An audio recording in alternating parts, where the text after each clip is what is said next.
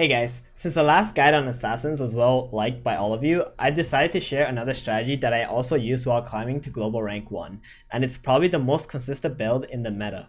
This guide is going to help you understand the core concepts and what are the most important units to buy at every stage in the game, so you can easily execute this strategy and play like a pro. So here you have it, a guide to scrappies.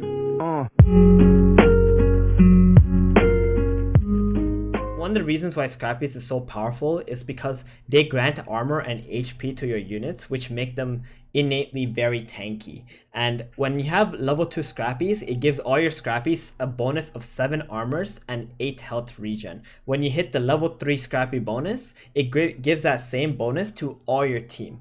On top of that, when you have less units than your opponent, that bonus doubles. So if you have 5 units and the enemy has 6 units, your scrappy units who have the bonus will get 14 armor and 16 health regen instead. So this will naturally make your entire team extremely tanky, especially once you hit 6 scrappies. We're going to mostly talk about how to play a build with 6 scrappies since it's very easy to execute compared to playing with 4 scrappies. So the early game. In the early game, the units that we're going to be searching for are going to be the 2-cost units, which are going to be Clockwork, Timbersaw, Weaver, Bounty Hunter, and Nyx Assassin. Now, these 4 are all scrappy units, and one of the reasons why scrappies are so strong throughout the entire game is because they have many low-cost units, and once they get 2-star, they have a lot of damage potential and tank potential at the same time. So they're extremely flexible in how you can use them.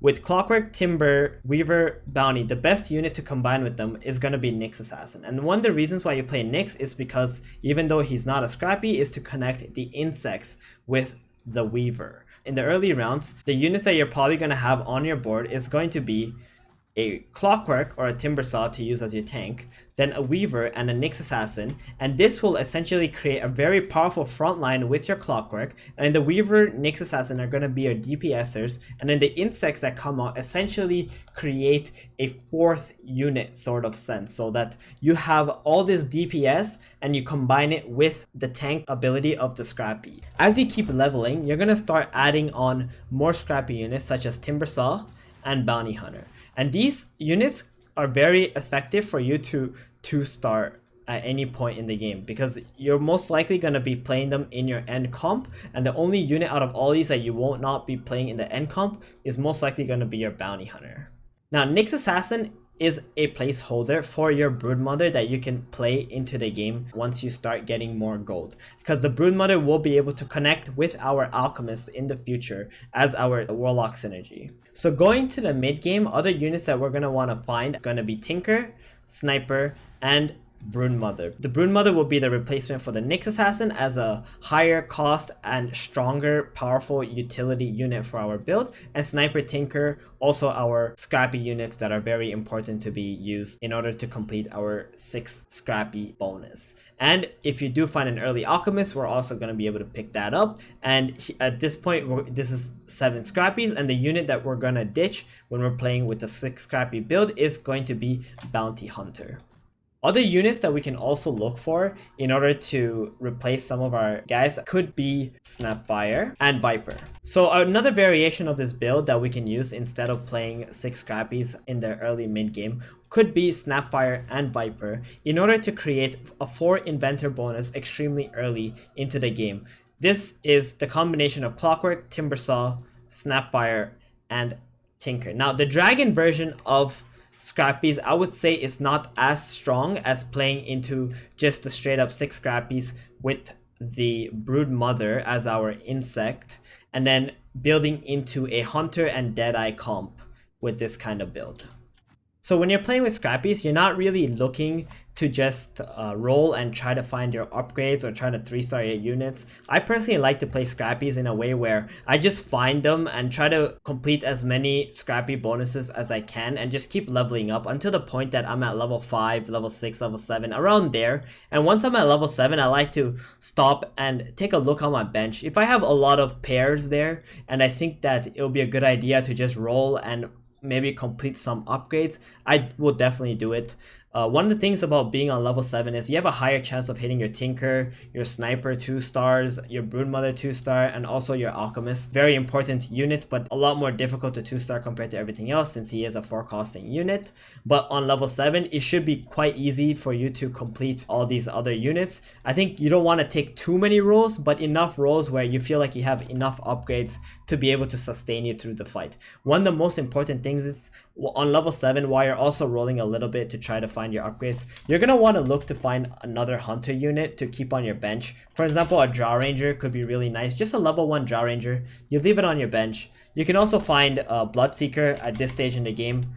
Some players with this kind of build like to play a 2-star Bloodseeker to get Deadeye early on. I'm not a big fan of the Bloodseeker because I feel like after round 6, round 7, he kind of falls off in this build. And you typically have plenty of scrappy units that can help you deal the damage that you need. And you don't really need the Bloodseeker. Since scrappies have so many low costing units, it's generally quite easy to find at least one copy of the units and put them in to finish your upgrades. So on level 7, normally your board looks something like this. If let's say you don't have any Clock or Timbersaw, you can just replace one of them for like a Jaw Ranger, for example. So you can complete Alliance of Hunters here just for some extra DPS and things like that. And positioning wise in the early game, you can just throw out your Clock and Timbers into the front line. You can put Sniper way in the back since he can pretty much hit the entire board. You don't need to position him anywhere forward to get him to hit units. Tinker second row is pretty fine. Sometimes I like to put my Tinker in the back row over here so that someone, let's say for example Assassins, would jump the Tinker all the way back here or something like that. But normally Tinker second row pretty good. Weaver second row pretty good too. He doesn't have very high attack range, so you want him to be able to attack fast and go into the fights like that. So we're gonna have a Jaw Ranger and a Bloodseeker on the bench. This is in preparations to go to level 8. When we're level 8, that's the time that we have chances to hit our ace units. Units that we're going to be looking for going into the late game is going to be, first of all, Alchemist. The Alchemist will replace the Bounty Hunter in our build. This is going to connect Warlocks with the Broodmother. One replacement you can also do for the Broodmother would be a Sanking, which is also fine for this build. Going into level 8, it's very important that we have a Jaw Ranger or like another Hunter of sort on the bench and a Bloodseeker on the bench. One thing people don't know is that to find ace odds, it is possible to have these units on the bench and not on the board. It also works while they're on the bench. So whenever you have a completed alliance, for example right here we see the Hunters, it's kind of highlighted at the bottom, but not really. But even though it's like that, it means that we can potentially complete the Hunter Alliance. And as long as we can do that, once we go to level 8, we're going to trigger a 15% additional chance to get the Medusa in the shop. Same thing with Deadeye to find Gyrocopter in the shop. So once we are on level 8, we can take a few rolls and see if we can complete some more 2 stars. Any of these guys are the units that we're looking for. We're not really looking for anything else. If you're playing into dragons, you can play Dragon Knight Viper or Dragon Knight Snapfire instead in this kind of build. And in these situations, you won't be playing 6 scrappies normally, or you can just ditch your Broodmother on level 8. When you're level 8, you can be playing dragons, something like this, and this gives 6 scrappy bonus, which pretty much affects your entire board, giving a shield to your Dragon Knight and your Viper. Or if you're playing Snapfire, it's going to be your Snapfire in this build. So when you're playing with dragons, you're probably not going to be playing insects in that situation, and that's one of the reasons why I don't favor dragons as much. I tend to stay away from the dragons when I play scrappies, but if they show up and I get them early on, then you can also use that. Once we do hit level 8 and we don't have a Medusa or a Gyrocopter yet, we can just throw in a Jaw Ranger. Generally, you don't want to put in the Deadeye Bloodseeker. That's because Sniper doesn't actually kill the units fast enough, and what ends up happening is after he hits them a couple times, it just charges their mana. They just cast their spells too early into the fights. So when you put the Jaw Ranger in, it'll instantly complete the Hunter Alliance on the board, which is going to give a big power spike, especially if you have like a Sniper 2-star, for example. He does plenty of damage. He'll charge his mana faster with the Hunter bonus, and that's going to pretty much insta-kill something with the Assassinate. When you're playing Scrappies, Tinker and Sniper are pretty much your biggest damage dealers in the mid-game, and they're the units you really want to look for and try to 2-star. Sometimes if you don't have these guys 2-starred, you can roll a little bit to see if you can try to complete them. But more important, to go to level 8 and level 9, mostly level 8, just so you have the odds to hit the ace units, which are gonna be your DPSers in your scrappy build. So the Jaw Ranger will be replaced once you find the Medusa. So once you get Medusa, you replace the Jaw Ranger with it, and this is going to give you an extremely powerful unit on your board, and we're going to try to find 2-star Medusa at some point in the game. Medusa does plenty of damage with your split shot, and Stone Gaze pretty much benefits your entire team. It's a damage amp and it's a stun onto the opponent. Very self-explanatory, amazing unit, and it's gonna be our third hunter in this build. If we don't find Medusa, but we find Gyrocopter because we were keeping the Bloodseeker on the bench and we're increasing the odds, if we find Gyrocopter, then we can replace the Medusa for the Gyro instead when we're level 8. Gyro does give us 4 Inventor bonus, which is really nice, and on top of that, it gives us Deadeye. One of the reasons why Gyrocopter is so good compared to Bloodseeker is because he's a range unit, he has an amazing spell in cooldown, he does plenty of DPS, and he's a very good item carrier. His attack rate is extremely fast, so whatever good damage items you get, you're going to want to put it on your Gyrocopter. Whenever I get this unit on level 8, I feel so good in the game, and I feel like I could probably just win right from there. Once you hit like either Gyro or Medusa, you can try to look to level to 9, because the only way you're going to get your next unit onto the board is if you're level 9, and the next unit we're going to put in is going to be Medusa. And at this point, your build looks really, really good, and you're going to be very strong. On level 9, we can just keep taking a few rolls here and there. You can control a bit of your economy, and we're going to try to upgrade our Medusa and our Gyrocopter to 2 stars. So going into the late game, when you're level 9 and you have this kind of build where you have everything 2-starred, it's really nice. A lot of people ask me if 3-starring units is good. I generally think that 3-starring units are only good if you can use the second copy of the unit that while you're 3-starring it. So one of the units that we can use as an extra could be like a sniper. Sniper is definitely a unit that, even though I have a 2-star sniper, I always try to buy more of them, because when you have 2 snipers on the board, it's extremely powerful. They have Assassinate, which can pretty much one-shot majority of the units, and when you pair it with the Gyrocopter's Deadeye, it can do so much damage in the game. So in a lot of situations, you might not get Medusa or you might not get Gyrocopter, but you will get one of them, and in that case, you can just use a second copy of a sniper. If you're level 10 in any game because you were trying to 2-star a Medusa or a Gyrocopter easier for the increased odds, you can just play either an extra sniper if you have one, or in Gyrocopter for the multiple Deadeye. Medusa in most cases is just there to provide your hunter bonus and the disables that it can give for your team, so it can do the extra physical damage as well.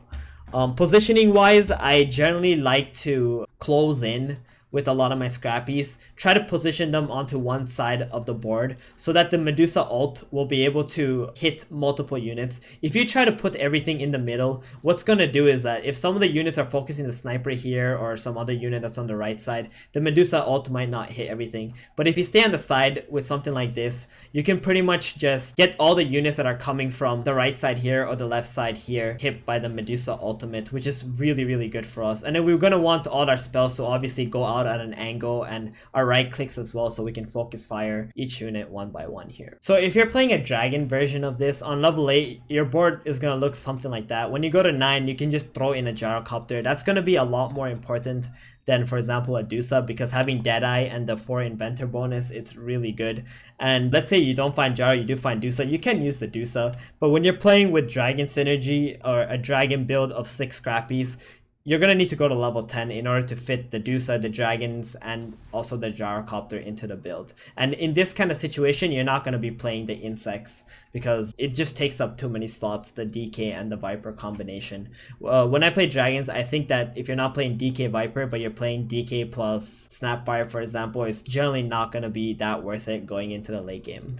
So some of the best items for Scrappies, especially in the early mid game, is going to be Midas. You can put Midas on your Tinker, Sniper, or any other 2-stars that you have if you don't have Tinker or Sniper 2-star already. Especially Sniper, he gets a lot of kills, so you can generate a lot of gold with this kind of item on him, which is really, really nice. And in those situations where you do have a Sniper 2-star, you want to try and focus on finishing your Hunter Alliance as early as possible in the game. Vanguard is also an extremely good early game item to put on your 2-star Scrappy, so you have extremely tanky units, and you can just allow your insects to do the damage throughout the fights. Other good items are like Crystallis, Desolators, Pike.